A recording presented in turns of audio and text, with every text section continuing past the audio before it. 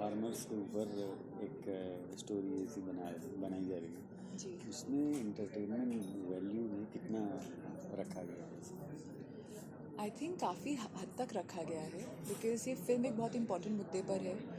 काफ़ी गंभीर चर्चा हो रही है, लेकिन उसको बताने का तरीका बहुत रूहानी है और एंटरटेनमेंट के साथ है। एक हल्के फुल्के अंदाज से ये बताया गया, इसमें कॉमेडी भी है, डांसेस भी हैं, फैमिली ड्रामा भी है, दो दोस्तों की कहानी है और कैसे एक ह्यूमन कनेक्शंस से चीज़ें होती हैं। आप कैसे एक दूसरे की परेशानियाँ समझते हैं, एक दूसरे के एस्पिरेशन समझते हैं और फिर आगे बढ़ते हैं और एक दूसरे को हेल्प करते हैं in the process of it.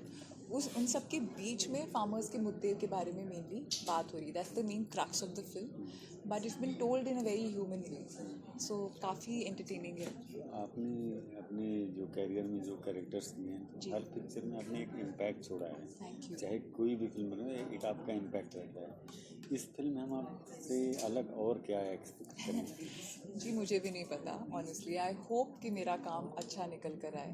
मैं पहली बार एक गांव की लड़की प्ले कर रही हूँ। पहली बार मैंने थोड़ी बहुत कॉमेडी पे कोशिश की है, तो मैं भी थोड़ी नर्वस हूँ कि कैसा निकल कर आया होगा। मेरे लिए भी एक बहुत ही डिफरेंट एक्सपीरियंस था ये, and I was very thankful Faraz sir कि उन्होंने मुझे एक गाँव की लड़की की तरह देखा। नहीं तो कई बार मुझे बताया जाता था that you're a little too urban, you're a little too glamorous to play a rural girl, लेकिन उन्होंने ऐसा कुछ नहीं सोचा and he give me the opportunity. And एक बहुत अलग रोल है ये, अगेन स्ट्रॉन्ग रोल है। She has a voice, she is very sure of what she wants to do. उसके एक अपने ओपिनियंस हैं लड़की के और वो एक लीडरशिप क्वालिटी रखती है अपने अंदर, but at the same point in time क्योंकि वो गांव की है, हल्की सी कंजर्वेटिव है, थोड़ी छुई मुई भी है, जो मैंने पहले कभी किया नहीं था। तो या आई थिंक एक अलग तरह की छवि है इसमें, एंड आई होप मैंने ठीक से तो किया होगा काम। गाँव की लड़की, गाँव से आपका कभी नाता रहा है? जी नहीं, कभी नहीं रहा है क्योंकि मैं शहर में ही पली बड़ी हूँ हरदम। मैं कानपुर की हूँ तो पैदाइश वहाँ की है, वो जो भी अपने में काफ़ी शहर नुमा ही है।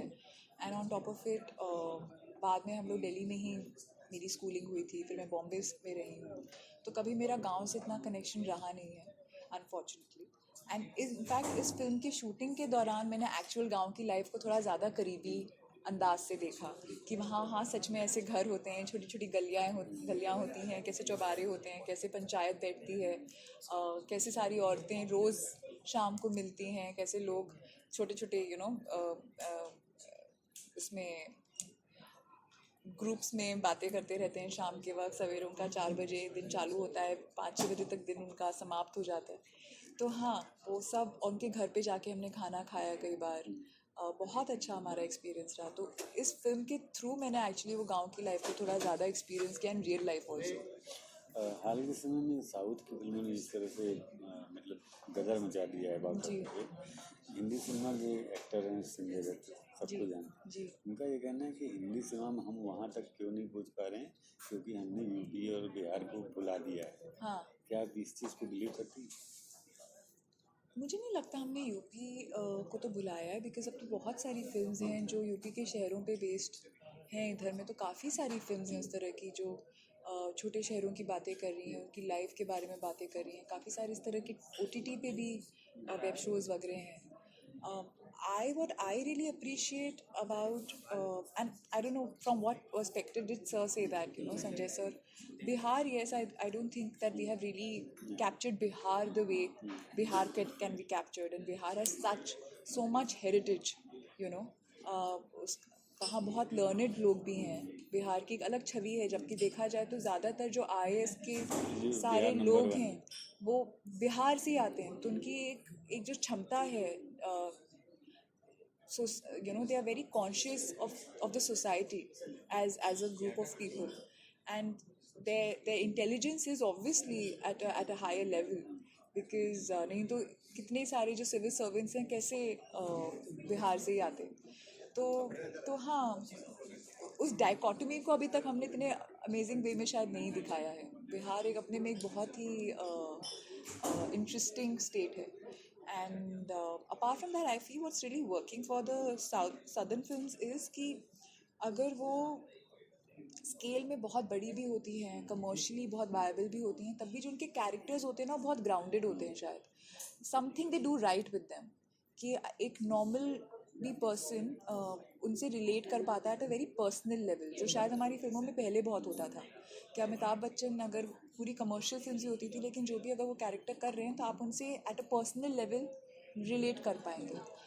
वो शायद वो लोग बहुत अच्छे से उन्होंने क्रैक कर लिया है कि फ्रेम को बहुत बड़ा रखो, बहुत कमर्शियल एक उसकी वायबिलिटी रखो प्रोजेक्ट की, but at the same point in time make the characters very relatable and real and true to the atmosphere जिसमें वो बड़े हो रहे हैं। तो वो हाँ, I think they are doing a fab job and the scripts are beautiful. मतलब वो हर तरह की स्क्रिप्ट के साथ एक्सपेरिमेंट कर रहे हैं ऑन वॉट एवर स्केल।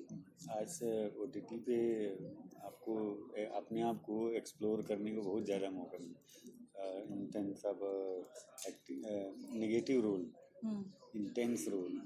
आपको कोई चीज़ ऐसा भी ऑफर आया है इस तरह का? नेगेटिव रोल्स में अभी तो मुझे बहुत नेगेटिव रोल्स आ रहे हैं। इनफैक्ट मैंने अभी एक साइको किलर प्ले किया इन अ फिल्म जो मैंने विनय पाठक के साथ की है। अभी भी जो मैं एक रोल कर रही हूँ in a Hotstar series, it's a negative role and it's a very bold negative role which I am totally enjoying to the core. इधर में मुझे और भी प्रोजेक्ट्स मिले हैं जहाँ मेरा रोल थोड़ा नेगेटिव रहा है। तो हाँ, आई थिंक सडनली एक वो फेज़ आता है जब आपको एक तरह के रोल्स मिल रहे होते हैं, और अभी मेरा नेगेटिव रोल्स का एटमोसफियर है जो मैं बहुत अच्छे से लैप अप कर रही हूँ। I am enjoying it and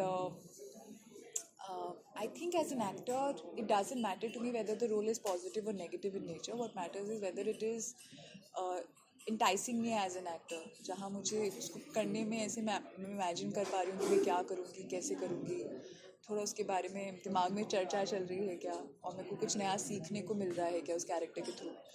और सबसे ज़्यादा अगर कुछ नया इमोशन जो मेरे अंदर ऑलरेडी है उसको मैं अगर अनलॉक कर पा रही हूँ या फिर अपने बिलीफ सिस्टम को चैलेंज कर पा रही हूँ through the help of the character, that really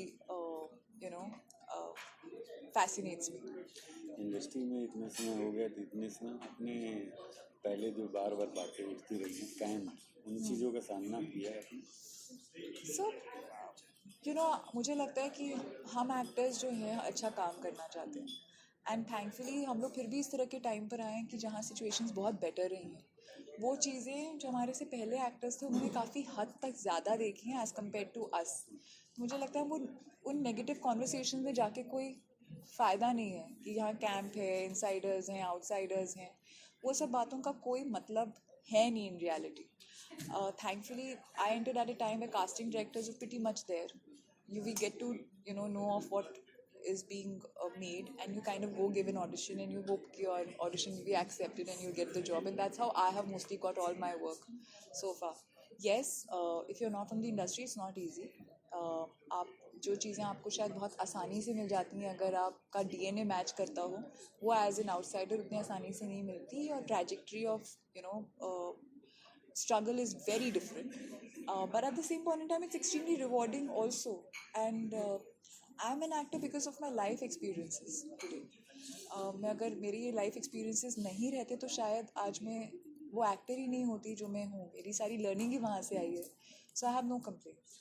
Hindi cinema में एक बेसिक फंडामेंटल चीज़ रही है सिनेमा देखने वाले की, एक होता है इमोशनल, दूसरा है लव रोमांस। उन चीज़ों को आपने कैसे इमेजिन किया जो पर्दे पे चलता है? तो आज भी वो बेस कोर वही है, इमोशन। तो आजकल की फिल्मों में आप वो चीज़ मिस करती हैं या लगता है अभी समय के हिसाब से सही है? इमोशन जो रोमांस राजेश खन्ना के दौर में था और शाहरुख खान के दौर में था, अभी वो चीज़ थोड़ी कम हो गई है। नहीं सर, मैं अभी मिस नहीं कर रही हूँ, बिकॉज मुझे लग रहा है हमने वो बहुत कर लिया है, हमने वो इतना कर लिया कि अभी थोड़ा अगर हम उस चीज़ से हल्का सा दूर जा रहे हैं तो उसमें कुछ खराबी नहीं है। हाँ, तो व्हाट आई मिस इज़ कि हमारे यहाँ फॉर्मूलाज अभी भी वर्क करते हैं। वो फॉर्मूलाज पहले थे, अभी भी वो फॉर्मूलाज कहीं ना कहीं चल रहे हैं। हम सब एक जैसा काम करने लग जाते हैं, फिर थ्रिलर चल जाती है तो हम थ्रिलर्स बनाने लग जाते हैं, कोई अंडरवर्ल्ड पे चीज़ चल जाती है तो हम वो बनाने लग जाते हैं, बायोपिक्स चलने लग जाती है तो हम वो बनाने लग जाते हैं, रोमांस चल रहा होता है तो हम सब वो बनाने लग जाते हैं। Idea is to make what you want to tell and the story you want to tell. And amazing, it is much better than before. कि आज अलग अलग मुद्दों पे बातें हो रही हैं, अलग अलग कॉन्सेप्ट्स आ रहे हैं, फादर सन पे भी फिल्म्स बन रही हैं, लवर्स पे भी फिल्म्स बन रही हैं, LGBT राइट्स पे भी बातें हो रही हैं. हमारी जैसे फिल्में, ये बहुत अलग फिल्म है क्योंकि इसमें हमने गांव की प्रॉब्लम्स को दिखाया है, फार्मर्स पे बातें करी हैं. बहुत ओल्ड स्कूल चार्म है हमारी फिल्म में, and I love that about it because in लोगों ने कोशिश नहीं करी कि नहीं आज ये टाइम चल रहा है तो हम ऐसा ही बनाएंगे. डायरेक्टर का अपना एक लैंग्वेज था, वो पुराने टाइम में लेके जाना चाहता था. एंड वो आप जब फिल्म देखो तो आपको एक जो दिलीप कुमार की फिल्म्स होती थी या मनोज कुमार की फिल्म्स होती थी, मदर इंडिया जैसी फिल्म्स, उनकी एक झलक आपको मिलेगी इन टर्म्स ऑफ जो एक एटमोसफियर है वो बहुत सिमिलर है उस टाइम से.